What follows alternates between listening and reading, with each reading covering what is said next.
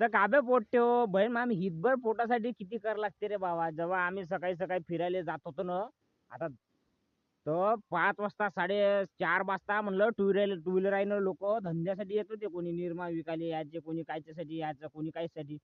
सांगा आमची फाटून राहिली होती. आमच्याला एवढी थंडी लागत होती आणि ते टू व्हीलरवर कुठच्या कुठून समजा 30 किलोमीटरवरून ते येऊन राहिले आणि पुन्हा समोर 10-15 किलोमीटर चालून राहिले ह्या थंडीमध्ये.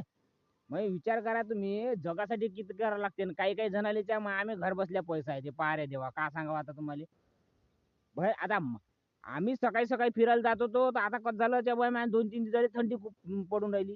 मा सोबती थंडीने दणकला आणि तो चाल म्हणलं तर अरे बा माझ्या काही जमत नाही तू पिरकला आता आता ते तो काय आता थंडी जाईपर्यंत काय तू माणूस काय आपला सोबती काही येत नाही आता. तर म्हणलं जाऊ दे बा मग आता आपणच राहिलो आपण काय करायचं. सकाळी उठायचं म्हणलं आणि टर टर टर टर टर टर आपलं गुडगुड गुडगुड गुडगुड गुडगुड 2-4 वावरं धावत यायचं. वावरात यायचं. वावरात आपले लक्ष होते का कसं आहे काय माल पाणी टाल पाणी आपलं सकाळी सकाळी सूर्याचं किरण मस्त घेणं होते त्या बहीण मान आणि चाललो घराकडे. गाडीनं काही नाही यायचं पैदल यायचं डुंग डुंग डुंग डुंग मस्त मस्त शरीराला चांगलं होते आणि आपल्याला चांगलं होते हलकं हलकं लागते. तर म्हणून म्हणलं आलतो आता चाललो घराकडे. झालं आता आपल्याला फिरणं झालं आणि बस आता घराचा रस्ता पकडायचा झालं आपल्याला काम. हा असं काम आहे आपल्याला काय अशी दिनचर्या आपल्याला. सकाळी सकाळी दिवसभर तर राहतेच मग काम.